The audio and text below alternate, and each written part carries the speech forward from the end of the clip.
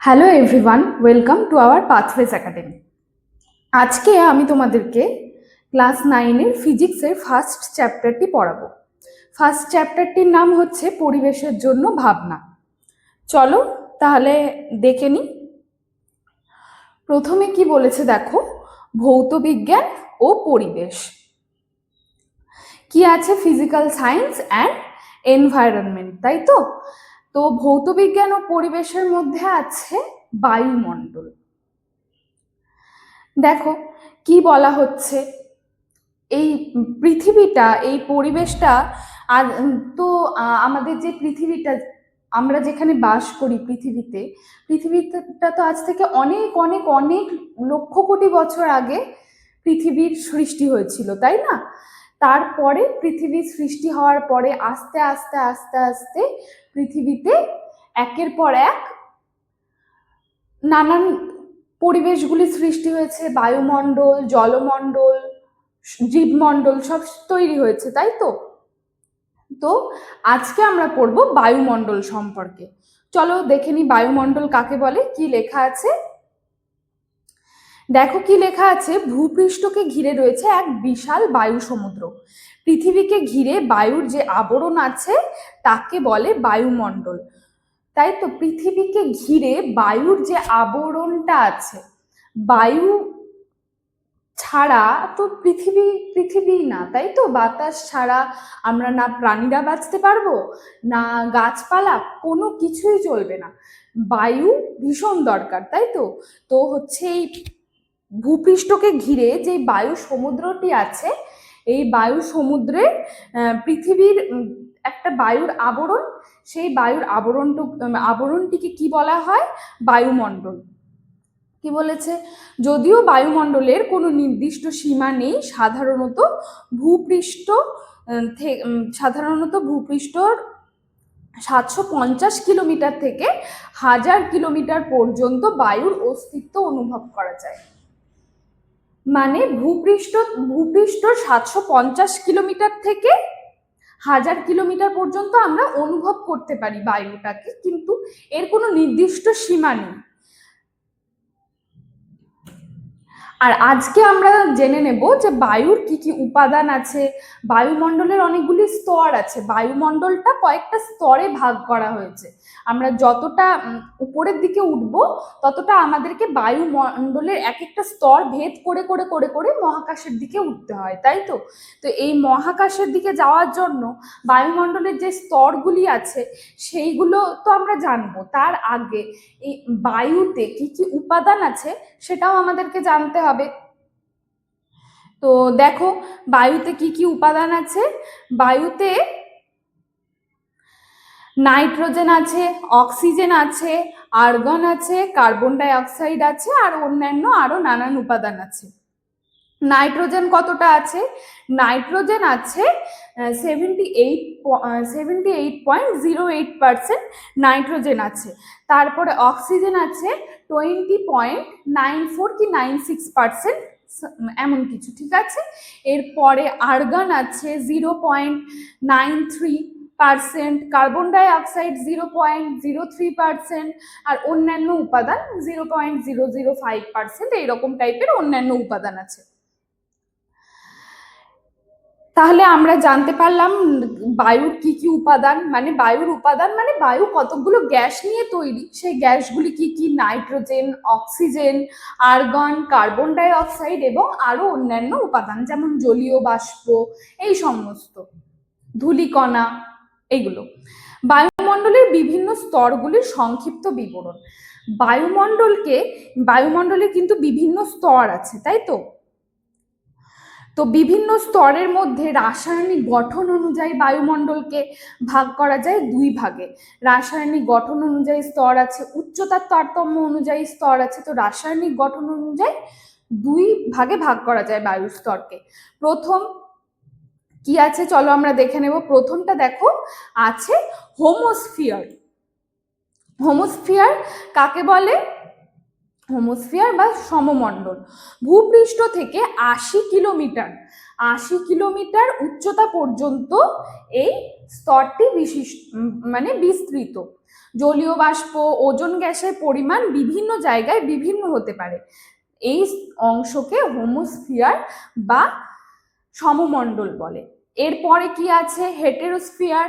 বায়ুমণ্ডলের উচ্চ স্তরে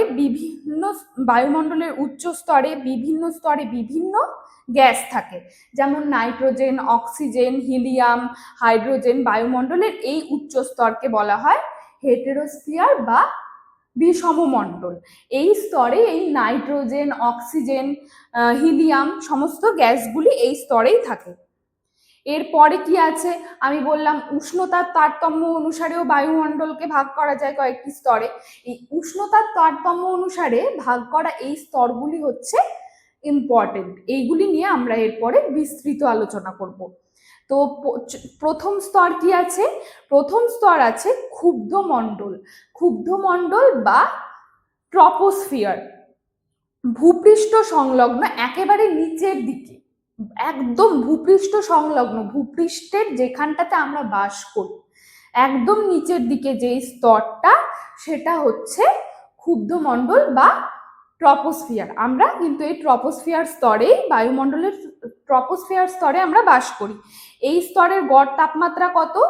16 ডিগ্রি সেলসিয়াস। আর এই স্তরের উচ্চতম অংশকে কি বলা হয়? উচ্চতম অংশকে বলা হয় ট্রপোপজ। এই ক্ষুব্ধমণ্ডল, তোমরা ভাবছো হয়তো যে ম্যাম বললো ক্ষুব্ধমণ্ডল বা ট্রপোস্ফিয়ার, ক্ষুব্ধমণ্ডল কেন বলা হচ্ছে? তো ক্ষুব্ধমণ্ডল বলার কারণ হচ্ছে এই স্তরেই কিন্তু জলীয় বাষ্প, ধূলিকণা সমস্ত কিছু থাকে। সেই কারণে এই জলীয় বাষ্প, ধূলিকণাগুলি যখন পরিচলন স্রোতের মাধ্যমে ঝড়, বৃষ্টি ইত্যাদি সৃষ্টি করে। মেঘ থাকে এই স্তরে প্রচুর, তাই জন্য এই স্তরটিকে ক্ষুব্ধমণ্ডল বলে। ঝড় বৃষ্টি হয় আমাদের, যেমন ঝড় বৃষ্টি আমাদের হতে থাকে, তাই তো? তো এই জন্য এই স্তরকে ক্ষুব্ধমণ্ডল বলে। এরপরে কি আছে? স্ট্র্যাটোস্ফিয়ার। ট্রপোস্ফিয়ারের ঠিক উপরের অংশকে কি বলা হয়? স্ট্র্যাটোস্ফিয়ার। এই স্ট্র্যাটোস্ফিয়ারের আরেকটা নাম আছে কি? শান্তমণ্ডল। শান্তমণ্ডল কেন বলা হয়? শান্তমণ্ডল বলার কারণ হচ্ছে এই স্ট্র্যাটোস্ফিয়ার স্তরে কোনো জলীয় বাষ্প, ধূলিকণা এগুলি না থাকায় কোনো রকমের কোনো ঝড় বৃষ্টি কিচ্ছু হয় না। এই স্তরটি খুব শান্তশিষ্ট একটি স্তর, সেই জন্য কিছু হয় না বলে একে শান্তমণ্ডল বলা হয়। এই স্তরে তোমরা ভাববে হয়তো কোনো মেঘই থাকে না। না, কোনো মেঘই যে থাকে না তার কোনো মানে নেই। একটি মেঘ থাকে, একটি পালকের মতো মেঘ থাকে। সেই মেঘটার নাম হচ্ছে অলোক মেঘ বা সিরাস। তাহলে তোমাদেরকে যদি জিজ্ঞেস করা হয় যে স্ট্র্যাটোস্ফিয়ারে কোন মেঘ থাকে, তাহলে অবশ্যই তোমরা বলবে অলোক মেঘ বা সিরাস। হলো। তো এই আরেকটা কথা, এই স্তরেই কিন্তু আমাদের যে এরোপ্লেনগুলো, ফ্লাইটগুলো যায়, এই সমস্ত কিন্তু এই স্তরের উপর দিয়েই যায়। কেননা এই স্তরে মেঘ নেই, তাই জন্য কি ঝড় বৃষ্টি হয় না। তাই জন্য এইটা হচ্ছে এরোপ্লেন যাতায়াতের জন্য, বিমান যাতায়াতের জন্য একদম সুইটেবল একটা স্তর। এরপরে কি আছে? এরপরে হচ্ছে মেসোস্ফিয়ার। মেসোস্ফিয়ার দেখো, মেসোস্ফিয়ারে কি আছে? স্ট্র্যাটোপজ। আচ্ছা, তোমাদেরকে আমি স্ট্র্যাটোপজ বিষয়টি বললাম না। না, স্ট্র্যাটোস্ফিয়ারের উচ্চতম অংশকে কি বলা হয়? স্ট্র্যাটোপজ বলা হয়। তোমরা নিচে নিশ্চয়ই দেখতে পাচ্ছ, সাইডে ছবি দেওয়া আছে। ছবিতেও তোমরা বুঝতে পারবে সমস্ত বিষয়গুলি। দেখো, স্তরগুলি পরপর পরপর ভাগ করে দেওয়া আছে ছবিতে। ছবি দেখেও তোমরা একটা ধারণা পাবে। এরপরে কি আসছে? মেসোস্ফিয়ার। স্ট্র্যাটোপজের ঠিক উপরে ধনাত্মক বায়ু স্তর হচ্ছে এই মেসোস্ফিয়ার। এই স্তরে উচ্চতা বৃদ্ধির সঙ্গে সঙ্গে তাপমাত্রা কমতে থাকে। এই স্তরের উচ্চতম অংশে তাপমাত্রা প্রায় একদম -83 ডিগ্রি সেলসিয়াস পর্যন্ত নেমে যায়। উল্কাপিণ্ড এসে এই স্তরে জ্বলে পুড়ে ছাই হয়ে যায় একদম। আর এই স্তরের উপরের সীমাকে কি বলে? মেসোপজ। এই স্তরের উপরের সীমাকে বলা হয় মেসোপজ। এরপরে আছে কি থার্মোস্ফিয়ার। মেসোস্ফিয়ারের উপরে হচ্ছে থার্মোস্ফিয়ার, মানে একটার পর একটা উপরের দিকে চলে যেতে থাকছে। মেসোস্ফিয়ারের উপরেই আসছে কি থার্মোস্ফিয়ার। এখানে অতিবেগুনি রশ্মি গ্যাসীয় অণুগুলিকে আয়নিত করে। এই স্তরে অতিবেগুনি রশ্মি থাকে, সেই অতিবেগুনি রশ্মি গ্যাসীয় যে অণুগুলি থাকে সেগুলিকে আয়নিত করে করে, তাই জন্য এই স্তরকে আয়নোস্ফিয়ারও বলা হয়। কি বলা হয় এই স্তরকে? আয়নোস্ফিয়ার। তোমাদেরকে যদি জিজ্ঞেস করা হয় যে থার্মোস্ফিয়ারের আরেকটি নাম কি, আয়নোস্ফিয়ার। কেন? কারণ হচ্ছে অতিবেগুনি রশ্মি গ্যাসীয় অণুগুলিকে আয়নিত করে, তাই একে আয়নোস্ফিয়ার বলে। এখানে বেতার তরঙ্গ প্রতিফলিত হয়, ফলে দূর দূরান্তে রেডিও যোগাযোগ সম্ভব। বেতার তরঙ্গগুলি এখান থেকে আসে। আর এই স্তরের উচ্চতম অংশকে কি বলা হয়? এই স্তরের উচ্চতম অংশ হলো থার্মোপজ। এরপরে কি আসছে দেখো, এক্সোস্ফিয়ার। এক্সোস্ফিয়ার কাকে বলে? এই মানে এই থার্মোস্ফিয়ারের ঠিক উঁচুতে, তোমরা যদি ছবিতে দেখো তাহলে এখানেও দেখতে পাবে থার্মোস্ফিয়ারের একদম শেষ উঁচু স্তর কোনটা? এই এক্সোস্ফিয়ার। এই এক্সোস্ফিয়ারটাই কিন্তু শেষ। এরপরেই আছে কি মহাকাশ চলে আসে। এক্সোস্ফিয়ার এই স্তরের উচ্চতা 500 থেকে 600 কিমি। এই স্তর খুব কম ঘনত্ব বিশিষ্ট গ্যাস থাকে এই স্তরে। এই স্তরে উচ্চতা বেড়ে হয় কত? 1240 ডিগ্রি সেলসিয়াস। এতটা উচ্চতা উষ্ণতা বেড়ে যায়। এই স্তরের পরেই কি শুরু হয়? এই স্তরের পরেই শুরু হয় আমাদের মহাকাশ। এরপরে কি আছে দেখো, এরপরে আরেকটি স্তর আছে, সেটা হচ্ছে ম্যাগনেটোস্ফিয়ার। এই স্তরটা আসলে এক্সোস্ফিয়ারের ওপরে, মানে বায়ুমণ্ডলকে বেষ্টন করে এই স্তরটা থাকে। বায়ুমণ্ডলকে বেষ্টন করে চুম্বক ক্ষেত্র থাকে, একে ম্যাগনেটোস্ফিয়ার বলে। এই স্তরে পৃথিবীর চুম্বকত্বের দরুন আটকা পড়া মহাজাগতিক কণাগুলি পৃথিবীর চুম্বক বলরেখা বরাবর ছড়িয়ে থাকে। একে ভ্যান অ্যালেন বলয় বলা হয়।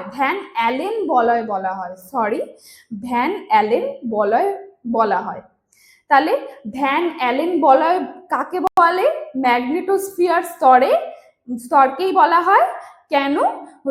চুম্বকত্বের দরুন মহাজাগতিক নানান যে কণাগুলি থাকে সেগুলি আটকে পড়ে। এই আটকে পড়ার জন্য একে বলা হচ্ছে ভ্যান অ্যালেন বলয়। হলো। তাহলে তোমরা পরপর সবকটা স্তরের ব্যাপারে তো জানতে পারলে, আশা করছি তোমরা বুঝতে পেরেছো। এরপরে চলে আসছে কি পরিচলন স্রোত ও ঝড়।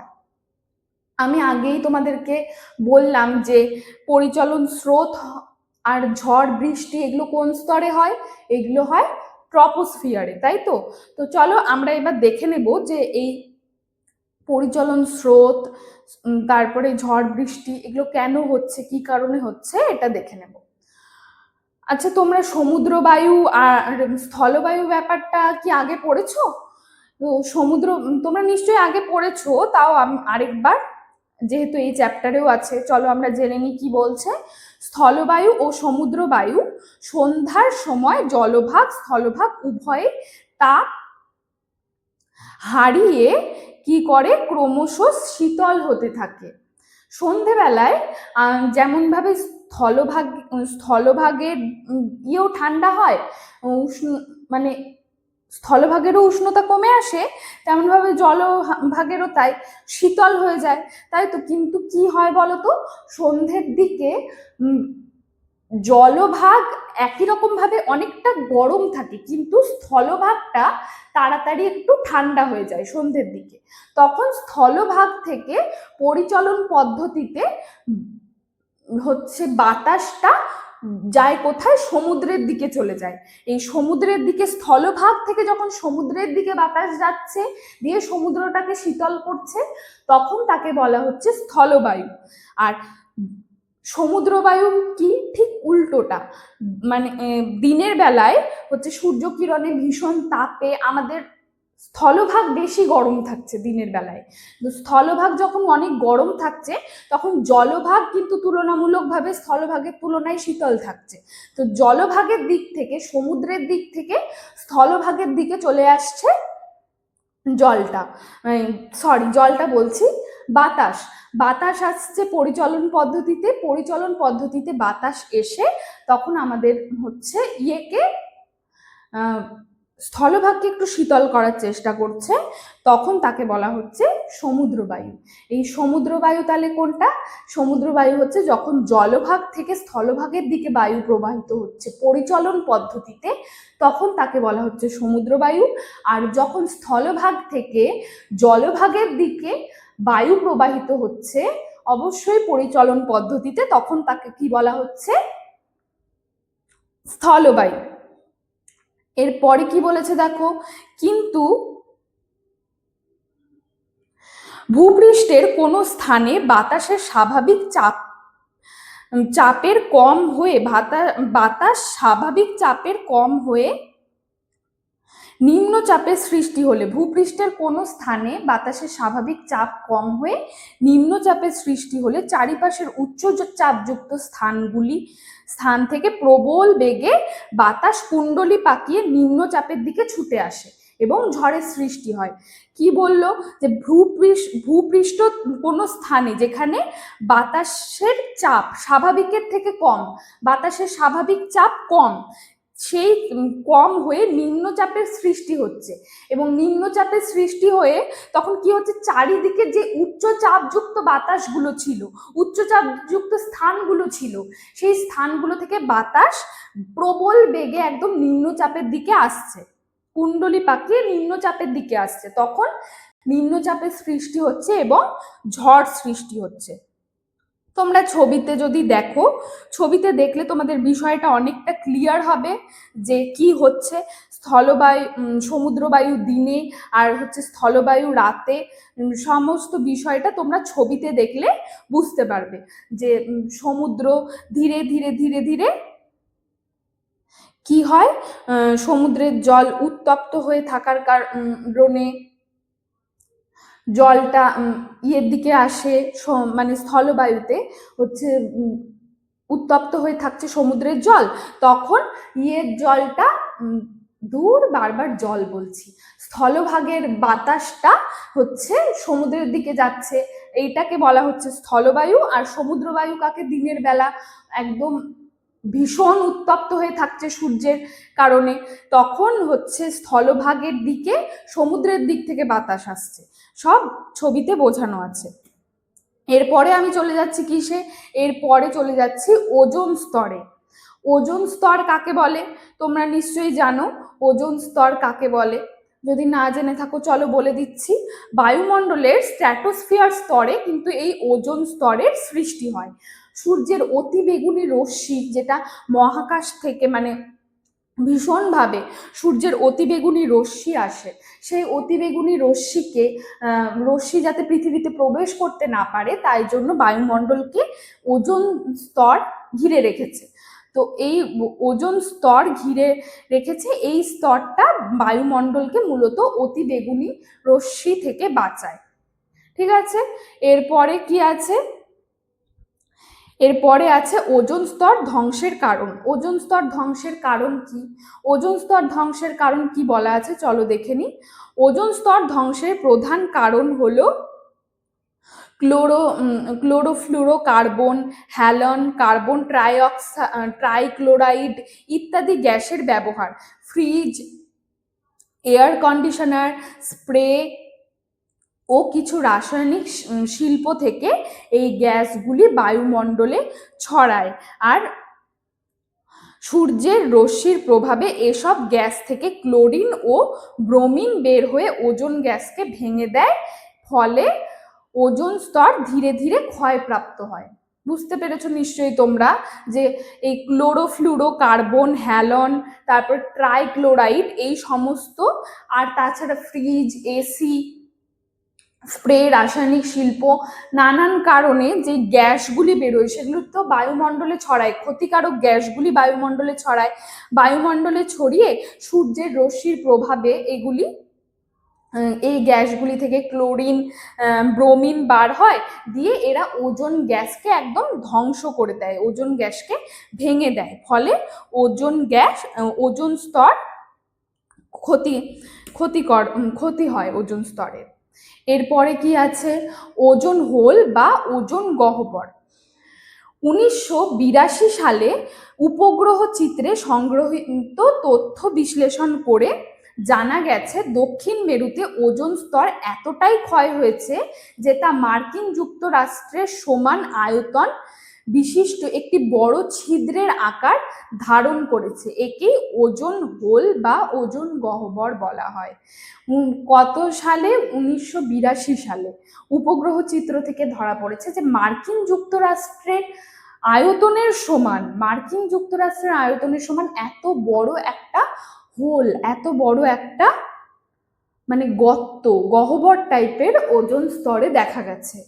এইটাকে কি বলা হচ্ছে? এটাকে ওজোন হোল বা ওজোন গহ্বর বলা হচ্ছে। ওজোন স্তর ধ্বংসের ক্ষতিকারক প্রভাব। এই যে এই ওজোন স্তরটা কিন্তু আমাদের বায়ুমণ্ডলের জন্য, আমাদের পৃথিবীর জন্য ভীষণ জরুরি। আমাদের পৃথিবীকে একদম মানে একটা কি বলবো, একটা সুরক্ষার চাদরে কিন্তু এই ওজোন স্তরটা ঘিরে রেখেছে। এই অতিবেগুনি রশ্মি কিন্তু ভীষণভাবে ক্ষতিকারক। মহাকাশের যে অতিবেগুনি রশ্মিটা সেটা ভীষণভাবে ক্ষতিকারক। এটা আমাদের যেমনভাবে আমাদের মানুষদের ক্ষতি করে, তেমনভাবে পশু পাখি, তারপরে সমস্ত জীবগুলোরই এটা ক্ষতি করে। এই যে এই আমাদের নিজেদেরই নানান পরিবেশের, আমাদের জীবনযাত্রার যেসব প্রত্যেক দিনের অতপ্রতভাবে জড়িত যে সমস্ত জিনিসপত্রগুলো, শিল্পগুলো, সেগুলোই কিন্তু আমাদের ওজোন স্তরটাকে আস্তে আস্তে ক্ষতি করছে, যার ফলে তোমরা জানতেই পারলে একটা বড় গহ্বর তৈরি হয়েছে ওজোন স্তরে। এই গহ্বরের মানে এই ধ্বংসের কারণে কি কি ক্ষতি হচ্ছে? ওজোন স্তর ধ্বংসের কারণে প্রচুর পরিমাণে অতিবেগুনি রশ্মি পৃথিবীতে চলে আসছে। এর ফলে ক্যান্সার হচ্ছে, মানুষের চোখে ছানি পড়ছে, তারপরে মানে জীবজন্তুদের যে রোগ প্রতিরোধক ক্ষমতাটা আছে জীবজন্তুদের, সেই রোগ প্রতিরোধক ক্ষমতাটা জীবজন্তুদের কমে যাচ্ছে। তারপর উদ্ভিদ, সামুদ্রিক জীবের সবার ভীষণ ক্ষতি হচ্ছে। এক কথায় বলা যেতে পারে এই ওজোন স্তর ধ্বংসের কারণে কিন্তু পৃথিবীর সমস্ত জীবকুল একদম বিলুপ্তির দিকে পৌঁছে যাচ্ছে। আস্তে আস্তে আস্তে আস্তে এর যদি কোনো নিরাময় না করা হয় তাহলে খুবই খারাপ হবে, তাই তো? Thank you everyone. তাহলে আজকে এতটা অবধি, চলো।